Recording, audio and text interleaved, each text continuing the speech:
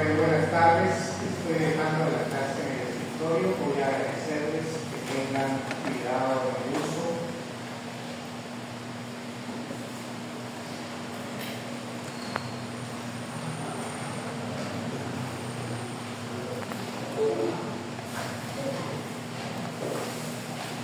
Entonces, vamos a hablar dos temas.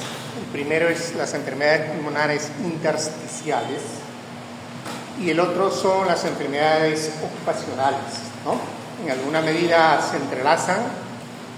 La parte de enfermedades pulmonares intersticiales haremos un poquito más extenso que la otra porque últimamente está aumentando las tasas y hay necesidad de conocerlo. ¿Tienen entero? Bueno. Cuando hablamos de enfermedades pulmonares intersticiales tenemos que recordar la estructura de la unidad funcional pulmonar, que viene a ser el lobulillo secundario, y cuando seguimos explorando vamos a llegar a la zona alveolar en el que vamos a tener tanto el neumocito tipo 1 como el neumocito tipo 2. El neumocito tipo 2 equivale más o menos al 5% de todas las células alveolares en su superficie y están relacionadas con la reparación de los daños que pudiesen haber en el alveolo pulmonar. Recuerden por fisiología cuántos litros al día respiramos, cuántos litros de aire. Fisiología, aprobaron con 20. ¿Y la calidad de aire que tenemos será limpia?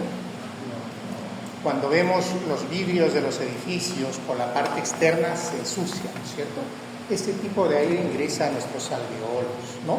Fisiológicamente nuestro organismo genera una capa aislante que es el moco, pero ese moco no llega a la zona alveolar, se queda en las vías respiratorias, atrapa allí para poder eliminarlo, ¿cierto? Pero todo lo que llega a la zona alveolar va a generar daño, va a generar una inflamación persistente, entonces va a haber un daño epitelial permanente, ¿no? En el que las células tipo 2 van a verse alteradas en su reparación de ese daño tisular. Lo que significa que por mecanismo de defensa va a haber una reparación aberrante con liberación de muchas interleucinas y alteración de las células madre que se entienden que son los WNT que nos ayudan a reparar ese alveolo dañado. Ese hecho implica generar nichos fibroblásticos como condición de cicatriz en esa zona alveolar. Esos nichos fibroblásticos también van a condicionarlos al aumento de matriz extracelular, generando un engrosamiento de la membrana capilar intersticial. En la tomografía vamos a ver lesiones reticulares, con engrosamiento de los septos, ruptura del alveolo, en que vamos a tener lesiones quísticas, que vienen a ser los del canal de abeja. En la prueba funcional de espirometría vamos a tener una capacidad vital forzada reducida al 40%, como en este caso, o al 17%. La membrana alveolo capilar va a estar engrosada y el paciente va a terminar con oxígeno. Esa es más o menos la historia natural de la enfermedad en resumidas cuentas. Y cada vez estamos diagnosticando más. Pero esta situación tiene una condición subyacente de algunas alteraciones genéticas que se vienen descubriendo. Hay una serie de alteraciones genéticas que nos va a condicionar a la expresión mayor o menor de la reparación aberrante del alveolo intersticial. La incidencia está en aumento. Fíjense acá, hay un incremento de incidencia global de 118%, casi 119%. ¿Pero por qué? Porque años atrás no teníamos tomografía y la forma de diagnosticar las enfermedades intersticiales son con imágenes inicialmente de alta resolución que nos van a mostrar las condiciones inflamatorias y las alteraciones en esas estructuras alveolares en el lobulillo secundario, ¿cierto? Ahora ha aumentado el uso de la tomografía Ha aumentado los filtros y se diagnostican mucho más, incluso sin manifestación respiratoria. Creo que ha sido ayer en la consulta, dos de vuestros compañeros evaluaron a una paciente con esclerodermia sin sintomatología respiratoria, con una capacidad vital forzada por encima del 100%, a la auscultación normal, pero en la tomografía ya había lesiones en vidrio deslustrado, respetando las bases, que nos estaba hablando la formación de una enfermedad pulmonar intersticial. ¿Qué quiero decir? Que la tomografía es un medio de diagnóstico mucho más precoz que la signología clínica. Por esta razón, cuanto más usamos tomografía, vamos a diagnosticar más casos y la incidencia está aumentando. Y la prevalencia está en 57%. La mortalidad está siendo en 116%. Es una enfermedad que se diagnostica más, pero no tenemos equipo, no tenemos medicación que controle esa evolución de la fibrosis. Los antifibróticos lo único que retardan la evolución, pero no controlan, no curan, es el término clave. ¿Bien? Y la incidencia más prevalencia, tenemos acá por 100.000 habitantes, 5.8 de incidencia y 17.7 de prevalencia en forma global. Es una enfermedad que se está diagnosticando más, es una enfermedad que demanda alto costo de tratamiento a la salud pública y costo de bolsillo, como en el caso nuestro, porque necesita exámenes, necesita medicación que trate de disminuir la velocidad de avance de la enfermedad. En la clasificación de las enfermedades intersticiales del año 2022 se han agrupado de esta manera: las idiopáticas, las autoinmunes, las expuestas a condiciones ocupacionales, las relacionadas con daño alveolar tipo sarcoidosis o linfoproliferativas o linfancoleomioniomas, que generan quistes. Pero esta clasificación era más una clasificación de que si conocemos la causa o no conocemos la causa, pero no es una clasificación relacionada a la histopatología que correlacione con las imágenes y que ha conllevado a diagnósticos de enfermedades pulmonares intersticiales que no son fibrosas, razón por la que se ha hecho una revisión y actualmente ya se clasifica de esta manera. Fíjense, aquí tenemos la fibrosis pulmonar idiopática, aquí tenemos una serie de otras causas secundarias que nos conlleva a una fibrosante progresiva, que va a ser la fase final de la enfermedad. Estas enfermedades van a tener características intersticiales, es decir, entre lobulillos secundarios, el intersticio que hay empieza a engrosarse, pero también va a haber enfermedades que van a tener carácter alveolar. Dentro del alveolo va a haber tejido conectivo, macrófagos o sustancias de tejido que van a generarnos fibrosis. Entonces, esa tipificación de intersticial y alveolares nos va a caracterizar mejor los hallazgos tomográficos. Y estos hallazgos tomográficos pueden ser de diferentes características que vamos a tratar de ver. Entonces, vamos a tener dos grupos de enfermedad pulmonar intersticial. Aquellos con compromiso intersticial propiamente, está en la intersticial usual, la no específica, conocida como NINE, la neumonía intersticial bronquiolocéntrica, daño alveolar difuso, la fibroelastosis pleuroparenquimal y la neumonía intersticial lipoides, que se daña la parte intersticial, el límite entre lobulillos secundarios, los pone más gruesos, fibróticos, ¿de acuerdo? Y el otro grupo viene a ser inclinado alveolar, ¿bien? Por ocupación de alveolo, neumonía organizada. Tenemos acá en sus diferentes variantes la bronquiolitis respiratoria relacionada a la enfermedad pulmonar intersticial y la neumonitis por macrófagos alveolares, es decir, dentro del alveolo. Recuerden, intersticio y alveolo. Cuando trato de remarcarles, es que va a ser pregunta de examen, más no puedo ayudarlos, ¿bien? Vamos. Cuando hacemos la evaluación clínica en la anamnesis, es importante considerar la edad, porque va a haber grupos de edad que se van a asociar con determinadas enfermedades intersticiales. Como pueden ver acá, los de 20 a 40 años, la mayoría de ellas van a ser secundarias a colagenopatías u otras enfermedades, pero las fibrosis pulmonares idiopáticas van a estar más en mayores de 50 años. La paciente que les comentaba en el que había ya daño en el intersticio pulmonar en la tomografía tenía, ¿cuántos años? La paciente que evaluaste, 31 años. Tenía esclerosis sistémica con daño pulmonar, pero secundaria a colagenopatia. Antecedentes familiares, es muy importante la pregunta de antecedentes familiares. Recuerdo que hace unos 20 años aproximadamente encontrábamos casos de enfermedades pulmonares intersticiales ya avanzadas. Cuando hacíamos un recuento de los antecedentes, he tenido un grupo de pacientes provenientes de Cajamarca. Era un grupo de familias.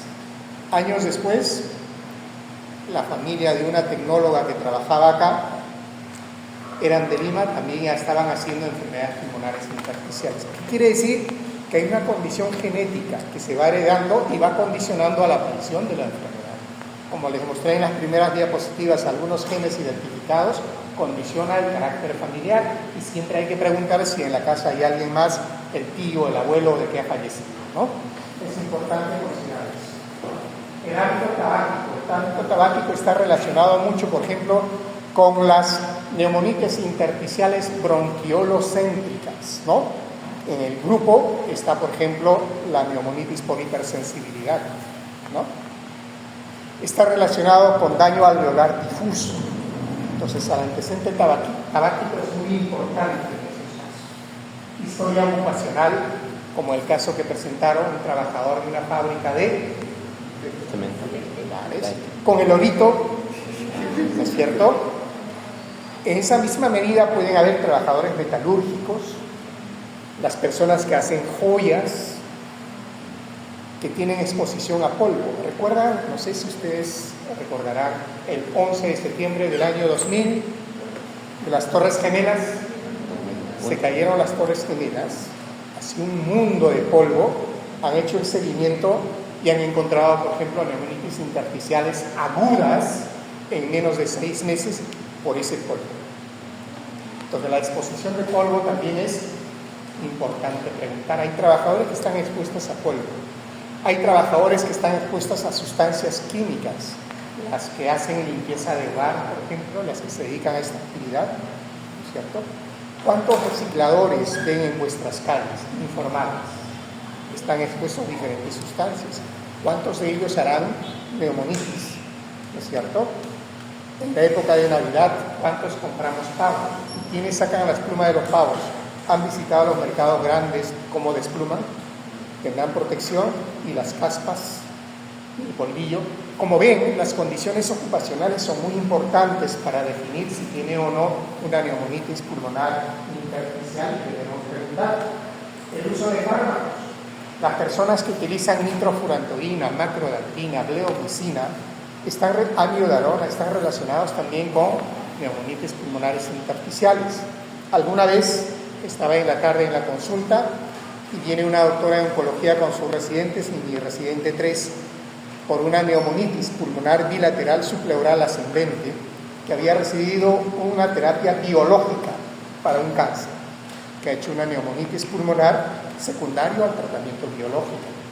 También hay esos casos que tenemos que tener presentes. ¿Bien? Los pacientes con VIH y hacen neumocistosis. Hay una peculiar característica también de neumonitis intersticiales por neumocistosis. Uso de radioterapia, las neumonitis actínicas en las condiciones de cáncer y enfermedades sistémicas con las enfermedades como esclerodermia, miopatías, enfermedad pulmonar por enfermedad de tejido conectivo mixto, la artritis reumatoide, algunos casos de Sjögren. Quienes están en reumatología seguramente van a ver algo. Y que tenemos que tomar dato cuáles son nuestras dianas en la sintomatología dísnea, si es progresiva, cuándo ha iniciado, en qué momento aumenta, qué distancia camina, y en esa distancia más o menos cuantificamos a qué distancia presenta el cansancio. Cómo es su característica de tos, si tiene flema o no, si es matutina y en el día no tiene. Si fuera una tos matutina y en el día no tiene, ¿qué será? ¿Una fibrosis o un problema de reflujo? Un problema de reflujo probablemente. Pero las personas que tienen esclerosis sistémica tienen dilatado el esófago y tienen constantemente reflujo, y que pueden también tener tos de esas características. Pues tenemos que imbricar los hallazgos y los antecedentes de sintomatología. Hemoptisis en caso de angiomiomatosis, sobre todo, mayoritariamente en las personas de sexo femenino, está relacionado con las hormonas, pero no quiere decir que los varones no hayan presentado como un caso aislado. ¿Bien? También tenemos dolor torácico subesternal fluídico, porque esa tos intensa genera contracción de valsalva, van a tener dolores subcostales, cefaleas, estrés urinario, quiere decir se les escapa la orina al toser. Otros, por neumotórax o condiciones agudas que pueden ir incluso con fiebre, como el caso de neumonitis por hipersensibilidad, o por fármacos o neumonías organizadas. En la exploración física, dependiendo de la cronicidad, hay que ver atropáticos. Los crónicos van a tener atropáticos, pero muchos no. ¿De acuerdo? Va a ser importante los crépitos tipo velcro. Los crépitos tipo velcro es un mecanismo físico en el que se genera esto. ¿Y dónde vamos a valorar? En las bases. En las bases, tanto posteriores y laterales. Cuando ausculten, recuerden, en biología hacen en zigzag, concéntrense un poquito en las bases y sospechan, ahí van a escuchar los crépitos, muchas veces incipientes. Los avanzados va a ser casi la mitad del pulmón o todo el pulmón, ¿no? Es importante considerar eso. En algunas sibilancias, como el caso de neumonitis por hipersensibilidad, que es la enfermedad de vías aéreas pequeñas que va a generar esos sibilos. Y en casos muy avanzados, cor pulmonares, van a tener hipertensión pulmonar, ¿no?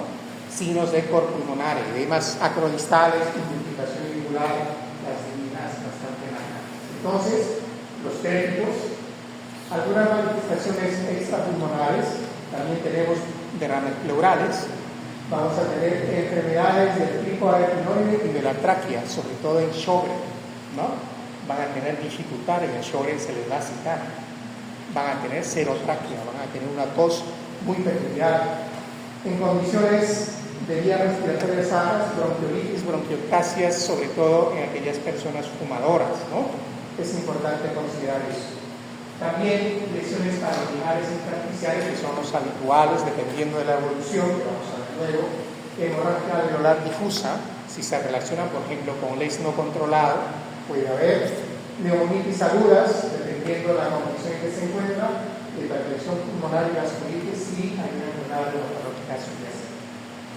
En la parte radiológica, básicamente tomográfica, tenemos que visualizar en los trastornos intersticiales, y recuerden de aquellos de llenado alveolar, dos grupos, si se recuerdan, ¿no? Pasamos la diapositiva. En las intersticiales va a haber un predominio superior en la fibroelastosis pleuroparenquimal. La fibroelastosis pleuroparenquimal se está reevaluando y está aumentando en incidencia.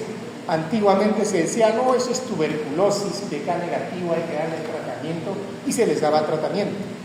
La fibroelastosis pleuroparenquimal van a ser lesiones apicales en el lóbulo superior, una especie de consolidación y fibras atelectásicas bilaterales, que efectivamente por la localización sugieren que puede ser un problema específico, pero no lo es. Bien, recuerden, pregunta de examen también, las lesiones de fibroelastosis son bilaterales, no solamente un solo lado. ¿Bien?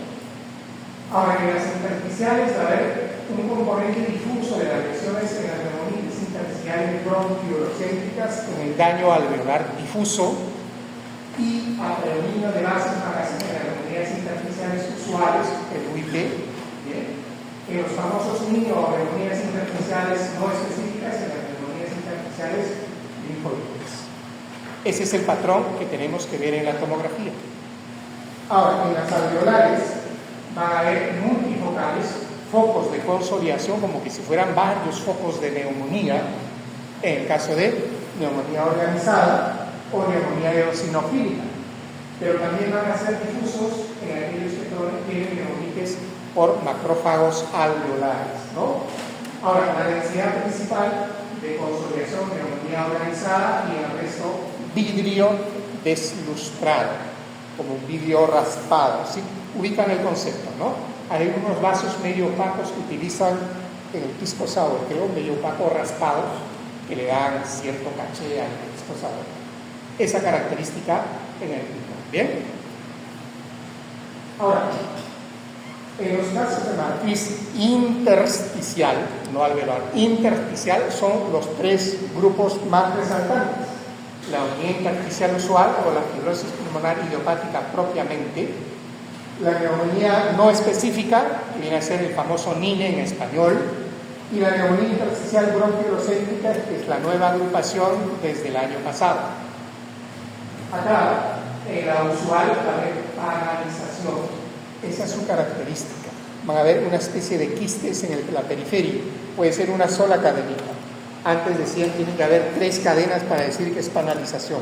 En realidad, basta con que haya una fibra de panalización en la neumonía intersticial usual. Son los más agresivos, son los que avanzan rápidamente. Va a haber una reticulación periférica, es decir, va a haber fibrosis periférico subpleural, de arriba para abajo, más abajo, hacia arriba, ¿no? Va a haber una gradiente cráneo-caudal, de arriba para abajo, más abajo, ¿de acuerdo? A predominio basal. En cambio, en la no específica predomina vidrio esmerilado o deslustrado. No es panalización, vidrio deslustrado. Pero una neumonía no específica puede desarrollar con panalización. En la evolución sí, y se hace una condición de fibrosis progresiva, una enfermedad pulmonar intersticial con fibrosis progresiva, ya cambia de condición y ya cambia de pronóstico. Va a haber preservación subpleural, que viene a ser como si fuera una línea subpleural y que respeta la periferia. Si encontramos en la tomografía, es una línea. ¿Bien? Va a haber ausencia de panalización y el desplazamiento es uniforme en las paredes alveolares. El último grupo de las fibrosantes, que son las más prevalentes, va a haber el signo de las 3 densidades. ¿Qué quiere decir? Atrapamiento aéreo de las vías pequeñas. Va a haber nodulillos centrolobulillares y la fibrosis bronquiolocéntrica. Esas 3 densidades definían antes a la neumonitis por hipersensibilidad. Un patrón normal, un patrón con nodulillos y vidrio esmerilado, que definían la neumonitis por hipersensibilidad. Ahora bien, en las neumonías intersticiales bronquiolocéntricas vamos a tener 3 cuadros muy característicos: aspiración y toxicidad por drogas, sobre todo las personas con reflujo recurrente, con enfermedades neurológicas, va a generarnos ese tipo de fibrosis. La neumonitis por hipersensibilidad, que ya conocen, y las enfermedades del tejido conectivo, ¿no? Ese tipo de patrones. Hay algunos que puedan ser idiopáticos, que en todo caso hay que seguir buscando la causa secundaria. Este es el atlas de los identificadores anatómicos del daño alveolar difuso, de la fibroelastosis pleuroparenquimal y de la neumonía intersticial linfoidea. Ya vemos MSIP, UIP y PIT. En lo que respecta al daño alveolar difuso, la opacidad en vidrio esmerilado es difusa, como su nombre lo indica, y como el gráfico lo ve, va a haber presencia de membranas hialinas, daño agudo o alta mortalidad clínica, ¿no? En lo que respecta a la fibroelastosis, ya hemos hablado, va a haber engrosamiento pleural apical denso, consolidación subpleural, retracción iliar hacia arriba por pérdida de volumen y fibroelastosis intradural, es decir, en las zonas apicales. Tiene que ser bilateral, no una sola. ¿Bien? En la neumonía intersticial linfocítica va a haber quistes, huequitos de diferentes tamaños. Usualmente se asocian a neuropatías y sobre, ¿no? Va a haber un infiltrado muy denso, pero un inferior y medio, frecuentemente secundario, enfermedad del tejido conectivo e inmunodeficiencia.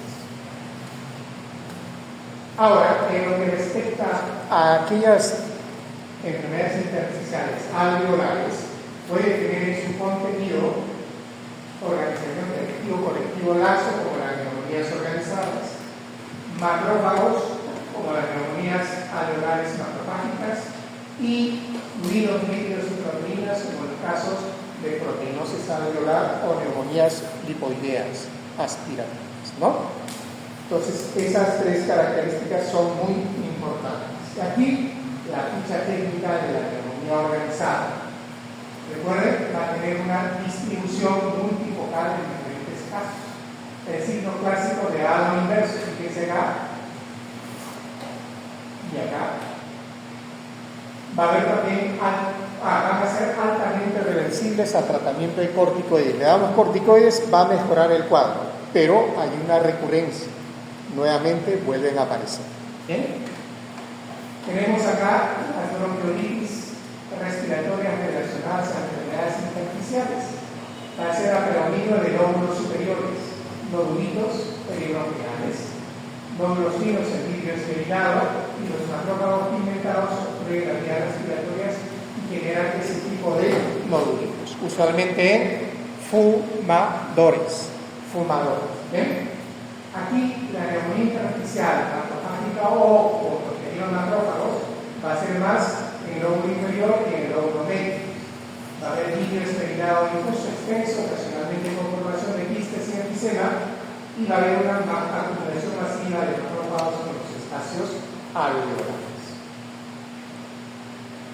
La neumonía intersticial usual, el NIU o UIP, tenemos acá, es un inicio crónico con alta probabilidad de progresión. Progresa y se progresa más de 3 a 5 años, el paciente ya fallece. ¿Bien?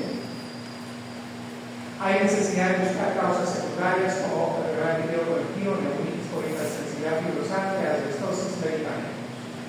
Ya hemos visto que el patrón clásico de la canalización y basal, una reticulación de bronquiectasis de tracción, ausencia de nódulos o quistes. Ausencia de nódulos o quistes. En la anatomía patológica, fibrosis densa septal, acá, los cercos, marcado por heterogeneidad espacial y temporal y presencia de pocos fibromas. En la no específica, también es crónico, más común en damas, que es frecuentemente asociada al tejido colectivo y se divide en las no fibrosantes y los fibrosantes. Los no fibrosantes característicamente son vidrio deslustrado, en el que podría actuarse con corticoides y ahorradores de corticoides, inmunosupresores, como el micofenolato, azathioprina, ¿no? La paciente que recibía el tratamiento, micofenolato, ¿no es cierto? Porque estaba en una fase no fibrótica, con vidrio deslustrado, ¿no? Bien, los hallazgos tomográficos, lo mismo, opacidades de vidrio deslustrado, radio diferencial inconfundible frecuente respecto de la zona subpleural, como si fuera una línea, no llega hasta la periferia. En la tomografía traten de buscar eso para diferenciar. ¿Bien? Pasamos. En la bronquiolitis, en la neumonía intersticial bronquiolocéntrica, vamos a tener como fase aguda o fase crónica. Fase aguda no fibrosante y la crónica fibrosante. De predilección clara en edad o sexo, sin predilección, frecuente pero no obligatoria en historia de exposición antigénica en la anamnesis. Por eso es que siempre tenemos que preguntar la exposición laboral. Se dice que la neumonitis por hipersensibilidad, que es uno de sus representantes, es una enfermedad ocupacional, que vamos a revisarlo también. En los hallazgos radiológicos o la tomografía, en los no fibrosantes nódulos centrilobuliares, puntitos nódulos más hacia el centro, ¿no? Y va a haber también vidrio deslustrado que hace el tratamiento aéreo de la diagnóstico, sino las tres densidades homocentoclásicas, bronquiectasia de tracción, vidrio deslustrado y perilongo básico. El daño alveolar difuso reemplaza lo que antes se conocía como neumonía intersticial intersticial aguda. Usualmente es de instauración rápida, como el estrés respiratorio agudo, frecuentemente requiere soporte de UCI. La evolución es una fase exudativa inicial, con las dialinas, en la fase organizada tardía va a haber progresión a fibrosis pulmonar. Esto ocurre más o menos a las 3 semanas. En la tomografía, vidrio deslustrado, ¿no? Parcheado, fusas, con consolidación dependiente gravitacional. En la fibroelastosis, fíjense, recuerden, bilateral 1, 2. Clásicamente asociado a pérdida de peso, como superantituberculosis, a menudo ocurre de forma aislada, posee una marca anatómica inconfundible de engrosamiento pleural biapical con conciliación densa subpleural. Esta es la consolidación apical. En lo que es neumonía intersticial linfoidea, primero para cerrada, su hallazgo obliga a evaluar enfermedades del tejido conectivo, Sjögren lupus, inmunodeficiencias y infecciones virales crónicas.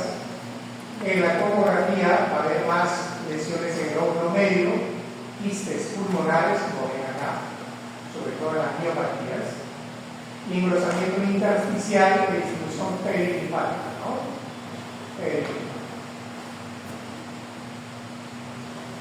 En la neumonía organizada, en condiciones agudas, revierten a corticoides con recurrencia de enfermedad. Pueden ser posinfecciosas o toxicidad por fármacos o enfermedades de tejido conectivo. En la tomografía, consolidaciones parcheadas con broncograma. Fíjense acá, hay broncograma, ¿no es cierto? Que sugieren neumonía. Acá también. El signo de halo inverso. En la bronquiolitis respiratoria, sobre todo en los tabáquicos, fíjense, aquí tenemos las lesiones aplicadas por consumo de tabaco. Los nódulos centronucleares son sutiles, el patrón de vidrio ilustrado es cerca al mediastino, no es periférico, por eso es centronuclear, ¿no? En los neumonía por macrófagos alveolares, esto reemplaza la neumonía intersticial descamativa, que era típicamente por tabaco. Va a haber una presentación variable y errático, predomina abrumadoramente en fumadores. Eso me recuerda que hace 20 años atrás atendí a una señora de unos 38 años, gerente de una importadora de unas ollas famosas, que fumaba 2 hasta 3 cajetillas diarias. A la auscultación créditos, tomografía, ya incluso con panalización, lo mandamos a la Almenara, entró a la lista de trasplantes. No sé si se trasplantó, pero un año después me llegó un regalo de Navidad, un paquete que eran ollas. Supuse que era de ella, ¿no? Fumadora con fibrosis. Joven, 38 o 39 años. Entonces, inicialmente vidrio registrado, acá, pero luego puede conllevar hasta un video. Esto es más o menos un cuadrito de resumen de UIB, NST y neumonía intersticial bronquiolocéntrica de las características intersticiales. Esto está quedando para que lo revisen. Ahora, es importante que en enfermedades intersticiales haya un equipo multidisciplinar. Es decir, debe haber un radiólogo, el anatomopatólogo, el reumatólogo y el neumólogo para discutir los casos, porque el diagnóstico no en todo es sencillo. Puede haber opiniones divergentes. En una reunión el equipo multidisciplinario puede decidir un diagnóstico ahora, después de 3 meses cambian de diagnóstico porque hay muchas otras evidencias. Cuando se toma la decisión como es solo una persona, hay mayor posibilidad de equivocarnos en el diagnóstico. Las neumonitis intersticiales, al igual que en la tomografía, también se monitorea con pruebas funcionales, básicamente con 2, la espirometría y el delto, la capacidad de difusión. Esto sería un cuadrito que ya conocen por fisiología, un cuadro normal con volumen residual que no varía, La capacidad residual funcional y capacidad pulmonar, todas. En casos obstructivos, el volumen residual queda atrapado, ¿no es cierto? En casos de enfermedades intersticiales, el volumen residual disminuye por la fibrosis, por el atrapamiento, por el endurecimiento del pulmón. Entonces, esa disminución se va a expresar en las pruebas funcionales. Cuando evaluamos una espirometría, primero vamos a la relación del volumen expiratorio forzado al primer segundo sobre la capacidad vital forzada. Habitualmente esto está normal en enfermedades intersticiales, pero la capacidad vital forzada suele estar disminuido y se considera 80% para abajo como posibilidad de restricción. ¿Por qué decimos posibilidad? Porque tenemos que demostrar con la capacidad pulmonar total que se toma como la pletismografía. Y la pletismografía, si está disminuida, nos ratifica que es restricción. ¿De acuerdo?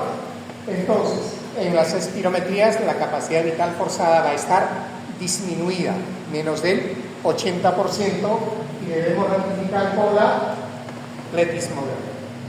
En la misma medida, el DELCO, la difusión de monóxido de carbono, va a estar disminuida en condiciones de restricción. ¿Bien? Esa disminución en condiciones de restricción va a estar relacionada con enfermedades intersticiales. Pero si esa DELCO está más de lo normal, va a estar relacionado con el fuelle torácico, es decir, con el diafragma, en el caso de lupus, ¿no? Los pacientes con lupus, con compromiso de la musculatura del diafragma, van a tener el DELCO normal, a pesar de tener la capacidad vital forzada por debajo del 80%. Estos dos aspectos, la capacidad vital forzada y el DELCO, nos sirven para monitorear al paciente en el diagnóstico y en el seguimiento del tratamiento. ¿Bien? Fíjense acá, DELCO refleja mejor la gravedad de la lesión de tomografía. Los volúmenes pulmonares y los niveles de oxígeno arterial tienen una pobre correlación con la severidad de las tomografías. La DELCO es la que mejor predice la mortalidad en enfermedades intersticiales.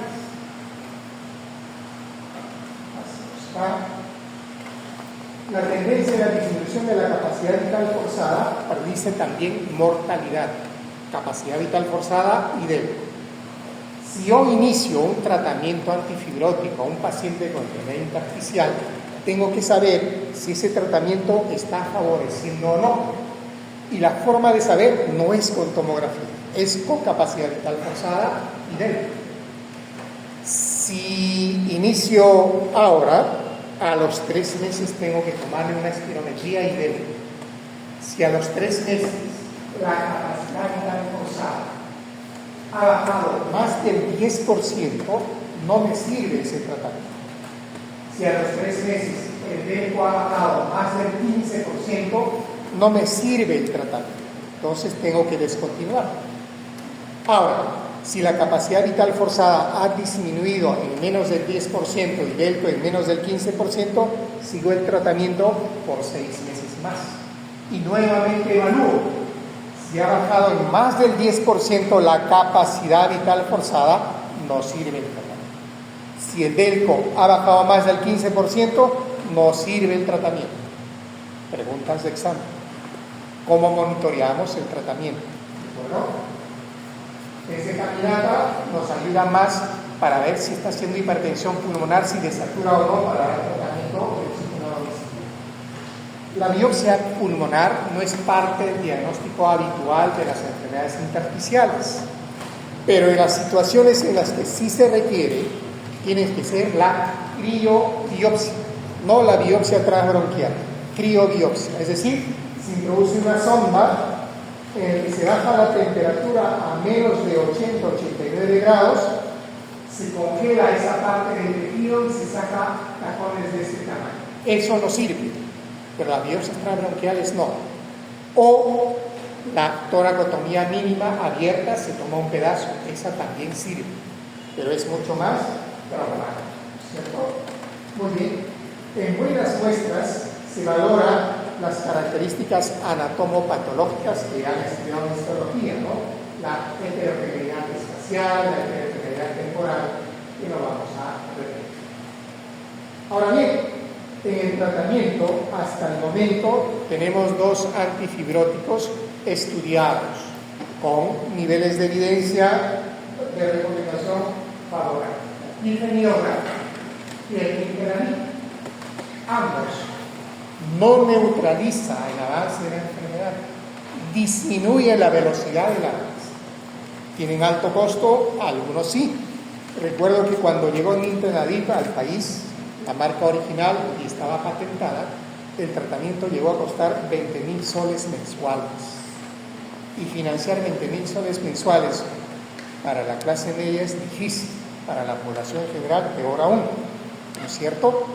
Con el tiempo hubieron copias, trajeron con 11.000, luego bajaron a 6.000, en India, en el que no hay patentes, ha empezado a fabricar y llega el costo, creo que está ahora en 1.300, 1.500 de las copias, pero la original todavía se mantiene alta, creo que está a 16.000, ¿no? Pero estos medicamentos tienen toxicidad. En el caso del pirfenidona, por ejemplo, tiene toxicidad hepática, el nintedanib también tiene toxicidad hepática. Los que usan pirfenidona y son blanquitos se ponen bronceados. El nintedanib les genera diarreas, náuseas y vómitos hasta alcanzar la tolerancia de la vía digestiva. Cuando se inicia con nintedanib se recomienda una dieta sin fibras los primeros meses. Se les indica paralelamente loperamida unos 15 a 20 minutos antes del desayuno, almuerzo y comida, porque va a generarles diarrea. Sobre el problema respiratorio, dificultad de salud, le agregamos diarreas, la condición del paciente clínicamente se compromete más. Por esa razón, algunos recomiendan harina de algarrobo, que trata de solidificar las heces y mejora. Un paciente mío ha ido muy bien con harina de algarrobo y lo venden en los mercados. ¿Bien? Ahora bien, en los casos secundarios a coagulopáticas, en el caso, por ejemplo, de esclerosis sistémica o fase no fibrótica de fibrosis, como el caso de ayer, se asocian a ahorradores de corticoides como el micofenolato con corticoides ad hoc espásicos, azatioprina con dosis baja o ciclofosfamida, que mejora esa fase inflamatoria. Pero si ya es fibrótica, necesitamos asociar a un antifibrótico. Se prefiere nintedanib. En casos de artritis se prefiere pirfenidona. ¿Bien? También hay otros, el tocilizumab, rituximab. Aquí en el hospital, algunos casos de reumatología han colocado rituximab y terminaron con tuberculosis, hemoptisis, porque nuestra población tiene alta carga de tuberculosis. Y en el caso de rituximab es un inhibidor de factor de necrosis tumoral alfa, que es nuestra defensa respecto a las enfermedades bacterianas tipo tuberculosis. Bien, en todo caso, miren acá, cuando se hace estudio con los antifibróticos, damos placebo, ahí está el interior, deprime la capacidad funcional. Con el tratamiento estándar de nintedanib, pirfenidona, hay una disminución de 200 mililitros, alarga la sobrevida del paciente. Pero lo que sí necesitamos son medicamentos que estabilicen y, si es posible, mejor. Todavía no tenemos. Hay algunos estudios que están valorando diferentes mecanismos con la posibilidad de optimizar ese tratamiento. Ahora, los antifibróticos tenemos vía oral, pero la enfermedad es en la vía respiratoria y probablemente los mejores medicamentos en adelante sean de administración por nebulización o inhaladores como el asma. Es más, ya existe uno derivado de treprostinil que viene a ser este estudio en el que ha demostrado que la disminución anual es de 95 mililitros, los otros eran 120, 160. Aparentemente funciona, pero igual el costo sigue siendo caro y todavía no está en el petitorio nacional más que en alguna práctica privada. Tratamiento nebulizado, ¿no? están estudiando derivados de pirfenidona, también tratamiento nebulizado. También hay estudios para el futuro que intervengan en el daño epitelial, en la reparación aberrante de las interleucinas, en el nicho de fibroblasto y en la matriz extracelular. Muy bien, hasta ahí la parte de fibrosis, pero muchas de estas fibrosis decimos que se asocian a enfermedades del tejido conectivo. Y son tres las enfermedades que se relacionan más: la esclerosis sistémica, la reumatoidea y las miopatías inflamatorias. Y el algoritmo de diagnóstico se parece a las otras intersticiales no asociadas. Debe haber un cribado, quiere decir con qué examen busco, y eso es la tomografía. Debe haber un diagnóstico con pruebas funcionales, debe haber un monitoreo, cómo está evolucionando y el tratamiento que debemos dar. Seguramente eso lo van a revisar muy bien con reumatología. Pero igual, en el caso de las pruebas funcionales, capacidad vital forzada y greco, en el primer mes, en los primeros 12 meses, debe hacerse 3 y a los 6 meses. Recuerdan que les decía, si iniciamos un tratamiento, controlamos a los 3 meses y a los 6 meses, ahí están asumiendo también los reumatólogos. La tomografía en los casos de esclerosis y artritis, entre 6 y cada 6 meses también tomarles como control. Después del año, la prueba funcional es entre 6 meses a 12 meses y la tomografía entre 1 o 2 años para el seguimiento. ¿Bien? Por otro lado, el cribado debe ser universal en todos los casos de esclerosis sistémica y enfermedad del tejido mixto, en las miopatías inflamatorias y en la artritis. Había que considerar los factores de riesgo que condicionan esta enfermedad para tomarles las tomografías cada vez. En lo que respecta al algoritmo integral, fíjense acá, esclerosis sistémica, tejido mixto, con alto riesgo, tomografía de inmediato. Luego pasamos a la segunda fase, la prueba de caminata y la evaluación funcional. El lavado bronquiolo alveolar se utiliza para determinar linfocitos, ¿no? En neumonitis por hipersensibilidad, si la linfocitos en el lavado es más del 30%, es diagnóstico definitivo. Por citometría de flujo, dividen CD4 y CD8, hacen las correlaciones para definir el diagnóstico. En el hospital lo tenemos, mandamos afuera. Las pruebas funcionales, la tomografía de control y la intervención con inmunosupresores se añade cuando hay progresión de fibrosis internalítica o terapia crónica. Muy bien. Hasta ahí, enfermedades intersticiales. ¿Alguna pregunta? Lo que hemos visto primero en esos gráficos era un fibrosito, la neumonía organizativa, todos estos eran fibrosis, como allá eran... Las imágenes que se les ha presentado son enfermedades intersticiales con diferentes características, con diferentes patrones. ¿Y todos son fibróticos? Fibrosis es un vocablo, es una jerga. La denominación es la enfermedad pulmonar intersticial, del intersticio.